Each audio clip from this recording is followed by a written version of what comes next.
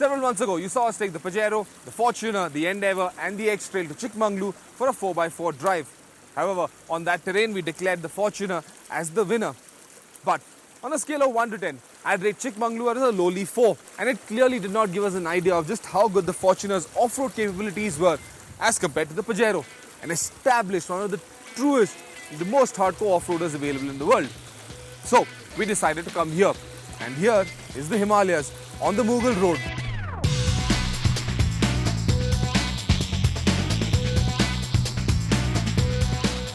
The Fortuner is the smallest of the Toyota SUVs and is built on the Hilux platform.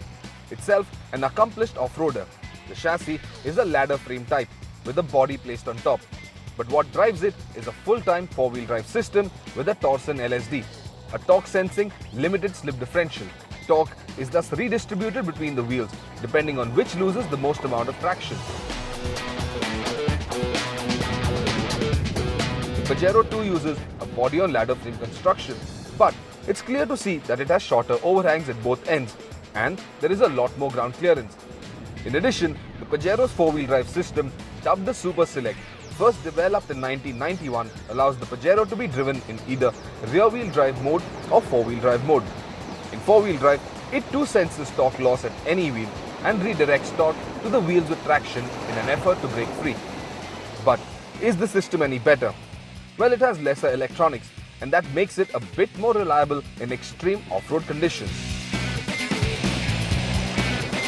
The Pajero may look rugged and be built for the great outdoors, but what we are interested in is its engine spec, and here's what it says. It's a 2.8 litre 4-cylinder inline engine. It's turbocharged with an intercooler and it makes about 118 PS of max power and 292 Newton meters of max torque. But this is an 8-valve layout. That's 2 valves per cylinder, and it's an SOHC engine. Unlike the Fortuner, which is a 16-valve layout. Yes, it's a far more contemporary engine with a 4-valve per cylinder layout. And it's a larger engine as well. The Fortuner has a 3-litre turbo diesel intercooled engine.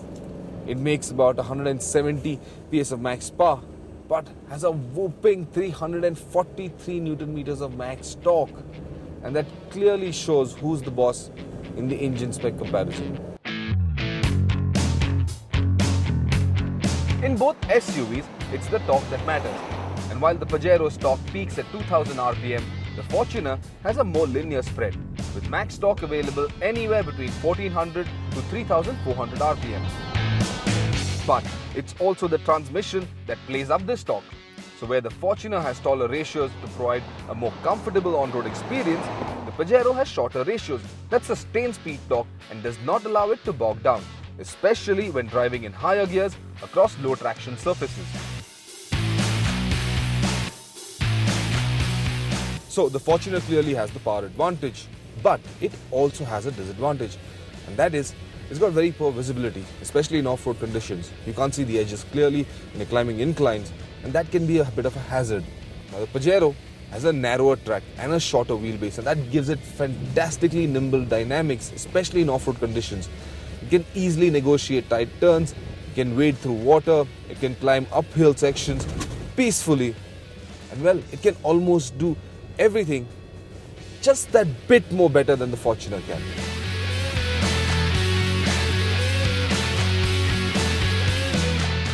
This is what we bought the Pajero and the Fortuner to do. We are at the Pir Ki Gali, the highest mountain pass in the Pir Panjal mountain range. And we're going to go straight up in a straight line and see which one goes the furthest, the Pajero or the Fortuner. And I've got none other than Hari Singh with me to help me out. Hi Hari. Hi Bert. Let's go and try it out? Absolutely, yeah. Chalo. Let's use King of the Hill. There's also a very strong reason why I say the Pajero is a better off-roader than the Fortuner. And it's not only because the tires are dual purpose, which are good on tarmac, but simply brilliant off it. Not so the Fortuner, which, despite its near fantastic off-road credentials, comes equipped with tarmac tires as standard. And while they do manage to get a decent grip on most off-road surfaces, they are just plain rubber in the most demanding of off-road situations. The other bit that enhances the Pajero's ability off-road is the suspension.